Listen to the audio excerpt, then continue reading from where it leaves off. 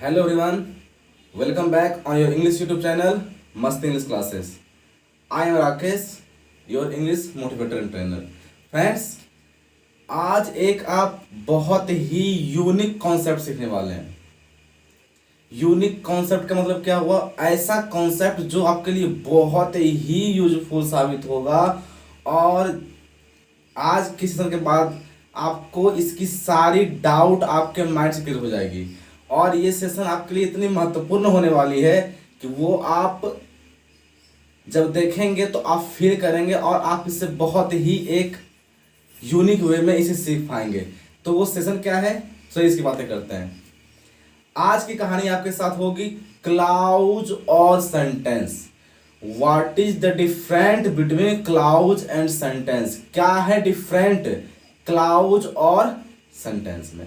तो यदि आप देखेंगे क्लाउज और सेंटेंस के डिफरेंशिएट की बातें, दोनों के अंतर की बातें, दोनों क्या होती है या वो किस प्रकार बनती है, क्लाउज की रूल क्या है, क्लाउज का रूट क्या है, सेंटेंस का रूट क्या है, तो चलिए इसकी अब बातें करते हैं। क्लाउज, यदि आप क्लाउज को समझते हैं तो क्लाउज क्या होता है? पहले तो सब्जेक्ट, वर्ब और ऑब्जेक्ट या अदर वर्ड। आपको पता है जब एक सब्जेक्ट, एक वर्ब, एक ऑब्जेक्ट या अदर वर्ड की बातें हो तो ये क्या होती है? इसे आप कहते हैं क्लाउज। और यदि ये क्लाउज है तो आपको पता है, आपने बोला राम गोज, राम जाता है, ये क्या है? ये भी एक क्लाउज है क्योंकि इसमें भी सब्जेक्ट वर्ब है। तो जहां एक सब्जेक्ट एक वर्ब की बातें होती है वो आपका क्या है? वो आपका क्लाउज है। और यदि आप स्टेटमेंट की बातें करते हैं तो स्टेटमेंट जो कंप्लीट हो वो क्या होता है? आपका सेंटेंस होता है। स्टेटमेंट तो ये भी है, यदि आप बातें करेंगे एक सब्जेक्ट एक वर्ब ऑब्जेक्ट की तो स्टेटमेंट तो ये भी है, लेकिन जो स्टेटमेंट कंप्लीट हो वो क्या होती है? आपकी सेंटेंस। तो यदि आप बातें करेंगे subject plus verb plus object या अदर वर्ड की, मैं यदि इसको यहां लिख दूं फिर से, राम गोज टू पटना, राम पटना जाता है, इसका अर्थ है कि राम पटना जाता है। तो ये भी तो सर एक स्टेटमेंट है और आपने इसे भी इस प्रकार ही लिखा है। तो ये क्या हुआ? क्या ये आपका क्लाउज हुआ या स्टेटमेंट हुआ? आपने बोला कि क्लाउज हमारा ये भी है। तो यहां से बातें होती है हमारी उत्पन्न कि यदि आप क्लाउज की बातें करते हैं, क्लाउज की बातें करते हैं तो क्लाउज ये भी बन रहा है, क्लाउज ये भी बन रहा है। तो क्या क्लाउज की टाइप्स निकल सकती है जो टाइप्स सेंटेंस में ट्रांसफॉर्म हो सकती है, जिसको हम सेंटेंस कह सकते हैं? क्या ऐसी भी बातें हो सकती है? तो चलिए इसके ऊपर अब बातें करते हैं। यदि आप क्लाउज की बात करेंगे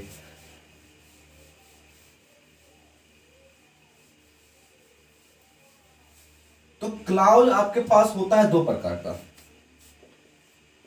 मैं इस क्लाउज की बातें सेंटेंस के वे से कर रहा हूं कि सेंटेंस में क्लाउज की क्या रोल है और सेंटेंस में क्लाउज क्या अपना रोल करती है और वो सेंटेंस क्लाउज कब बनती है और वो क्लाउज सेंटेंस कब बनता है, मैं इसकी बातें कर रहा हूं। क्लाउज ऐसे होता है अनेकों प्रकार का, लेकिन यहां मैं बातें कर रहा हूं सेंटेंस की वजह से। तो सेंटेंस की वे में हमारे पास क्लाउज होता है, हमारे पास दो प्रकार का। एक होता है डिपेंडेंट, डिपेंडेंट क्लाउज, और दूसरा क्या होता है? Independent clause. Independent clause. तो ये डिपेंडेंट क्लाउज क्या है, ये इंडिपेंडेंट क्लाउज क्या है, इसकी बातें करते हैं। डिपेंड का अर्थ हुआ जो किसी दूसरे के ऊपर डिपेंड हो। ऐसा क्लाउज जो किसी दूसरे के ऊपर डिपेंड हो वो क्या हुआ? आपका dependent clause.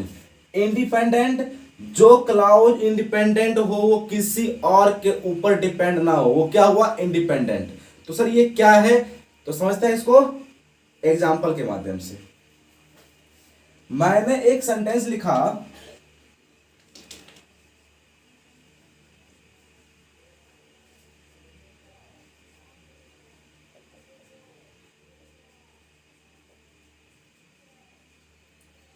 If I go there I will take tea. इसका अर्थ हुआ इफ आई गो देयर, यदि मैं वहां जाऊंगा, आई विल टेक टी। अब यहां समझेंगे, यदि मैं वहां जाऊंगा मैं चाय लूंगा, तो यदि मैं वहां जाऊंगा इसमें सेंस है फ्यूचर की, लेकिन क्या है, इमेजिनेशन। यदि इमेजिनेशन आपकी इफ दिखाए, जिसे इफ क्लॉज कहते हैं, व्हेन दिखाए, मतलब कोई भी ऐसा वर्ड जो आपकी दिखाए इमेजिनेशन, जब मैं वह करूंगा, करूंगा तब ना, जब मैं वहां जाऊंगा, जाऊंगा तब ना, यदि मैं काम करूंगा, करूंगा तब ना, तो उसको आप फ्यूचर में नहीं, उसको आप क्या करें, उससे आप प्रेजेंट इंडेफिनिट में बनाएं। इसकी रीजन क्या है, ये आप सीखेंगे कंडीशनल सेंटेंस में, जिसकी चर्चा आपके साथ मैं करूंगा। अभी मैं कंडीशनल की चर्चा नहीं कर रहा, अभी आप सीखेंगे केवल क्लाउज क्या है, सेंटेंस क्या है। तो याद रखनी है कि जब भी आपको इफ, व्हेन, इस प्रकार, अनलेस, इस प्रकार कुछ दिख जाए जो दिखाए इमेजिनेशन वो वर्ड आकर, तो उसके बाद आप उसे प्रेजेंट इंडेफिनिट में लें, उसमें आप शैल विल का प्रयोग ना करें। If I go there I will take tea, यदि मैं वहां जाऊंगा मैं चाय पीऊंगा। अब देखते हैं, यदि आप देखेंगे, यदि मैं वहां जाऊंगा, यदि मैं वहां जाऊंगा तो क्या क्या करूंगा, और यदि बोलूंगा यहां आई विल टेक टी, मैं चाय पीऊंगा, इसका अर्थ क्या है, यदि मैं वहां जाऊंगा मैं चाय पीऊंगा, मैं चाय पीऊंगा, ये क्या है, श्योर है, ये किसी के ऊपर डिपेंड नहीं है, पक्का यदि मैं गया तो मैं चाय पी के रहूंगा, तो ये क्या है, श्योर है। तो यदि ये श्योर है, किसी के ऊपर डिपेंड नहीं है, तो ये क्या हुआ, ये हुआ इंडिपेंडेंट, इंडिपेंडेंट क्लाउज। और यदि मैं इसकी बातें करूंगा, यदि आप देखेंगे पहले क्लाउज को, इफ आई गो देयर, यदि मैं वहां जाऊंगा, तो यदि मैं जब वहां जाऊंगा तो ये क्लाउज किसी ना किसी और के ऊपर डिपेंड है। यदि मैं वहां जाऊंगा तो फिर क्या, तो यदि आप देखेंगे यदि मैं वहां जाऊंगा तो फिर क्या, तो इसका अर्थ होता है ये कोई ना कोई अपने वे में रिप्लाई मांग रही है। यदि मैं जाऊंगा तो क्या, तो इसका अर्थ है कि ये क्लाउज डिपेंड है आपके सेकेंड क्लाउज पर। तो ये क्या हुआ, ये हुआ आपका डिपेंडेंट क्लाउज, डिपेंडेंट क्लाउज। अब यदि आप डिपेंडेंट और इंडिपेंडेंट को देखेंगे, तो ये सेकेंड क्लाउज आपका किसी के ऊपर डिपेंड नहीं था, तो ये क्या बन गया, ये बन गया आपका इंडिपेंडेंट क्लाउज। लेकिन आपका पहला क्लाउज आपके सेकेंड क्लाउज पर डिपेंड होने के कारण ये क्या हुआ आपका, ये हुआ आपका इंडिपेंडेंट क्लाउज। अब आप देखेंगे इसमें भी सब्जेक्ट वर्ब, इसमें सब्जेक्ट वर्ब, क्लाउज तो दोनों है, लेकिन एक डिपेंड है दूसरे के ऊपर और दूसरा क्या है, दूसरा डिपेंड नहीं है, वो तो क्या हुआ, वो हुआ इंडिपेंडेंट। तो यदि इंडिपेंडेंट क्लाउज हुआ आई विल टेक टी, क्या ये कंप्लीट मीनिंग दे रही है, मैं चाय पीऊंगा, तो आप देखेंगे कि हां सर ये मीनिंग प्रोवाइड कर रही है कंप्लीट। इसका अर्थ हुआ कि जो कंप्लीट मीनिंग दे वो क्या होता है आपका, वो होता है आपका सेंटेंस, कंप्लीट मीनिंग। इसका तो हुआ कि इसने कंप्लीट मीनिंग दिया इस क्लाउज ने, तो ये क्या हुआ, इंडिपेंडेंट क्लाउज। तो कंप्लीट मीनिंग जो दे, जो कंप्लीट स्टेटमेंट हो, वो क्या होता है आपका सेंटेंस होता है। तो आपने ये जाना कि यदि मैं बातें करूं इंडिपेंडेंट क्लाउज की, तो इंडिपेंडेंट क्लाउज आपकी सेंटेंस हो सकती है। क्या हो सकती है, आपकी सेंटेंस हो सकती है। लेकिन क्या पॉसिबल है डिपेंडेंट क्लाउज सेंटेंस हो सकती है, आपने कहा नहीं। क्यों, क्योंकि सर ये इनकम्प्लीट मीनिंग प्रोवाइड कर रही है। यदि मैं जाऊंगा, क्या जाऊंगा, क्या, यदि मैं जाऊंगा तो क्या, ये तो ये क्या हुआ, ये हुआ इनकम्प्लीट मीनिंग। तो ये क्या हुआ, ये हुआ आपका डिपेंडेंट क्लाउज, ये क्या हुआ आपका इंडिपेंडेंट क्लाउज। तो चलिए अब मैं इसको मिटा रहा हूं, यदि किसी को स्क्रीनशॉट लेना हो तो वो ले सकते हैं। अब मैं बातें करता हूं।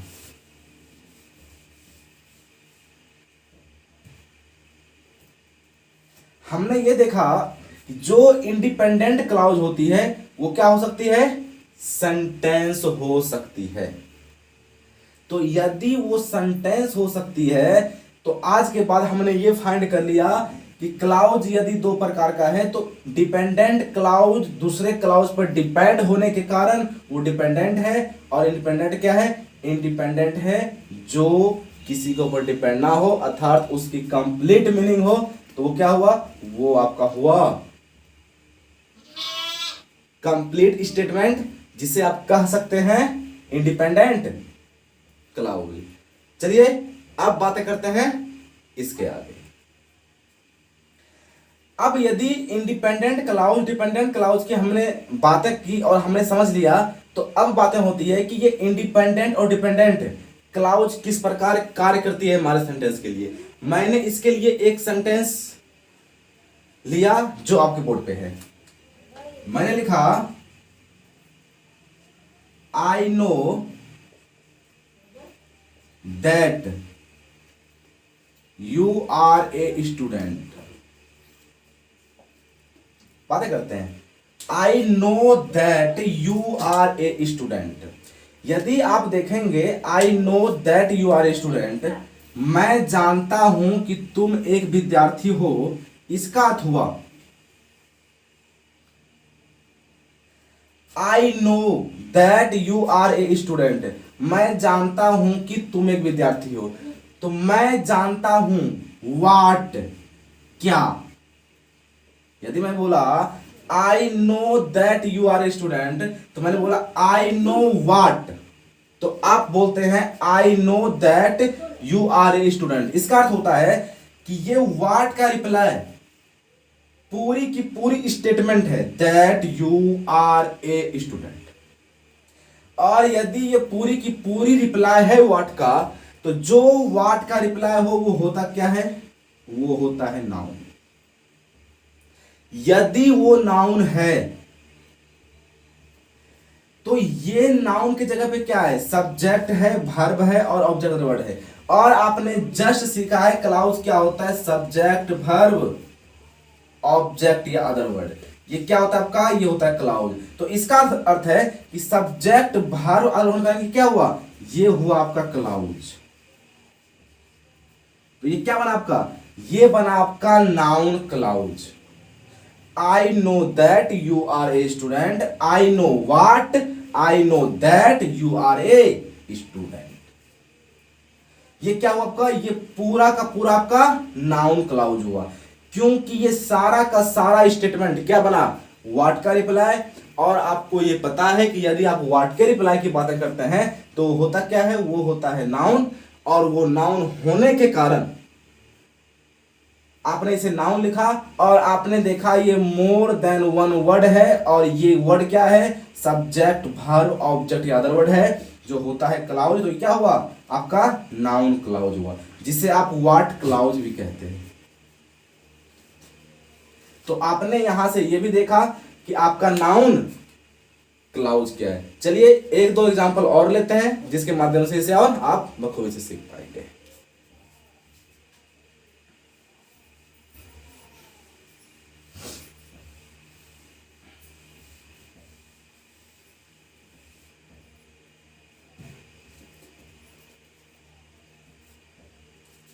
अब मैंने अगला एग्जांपल लिया, आई डोंट नो दैट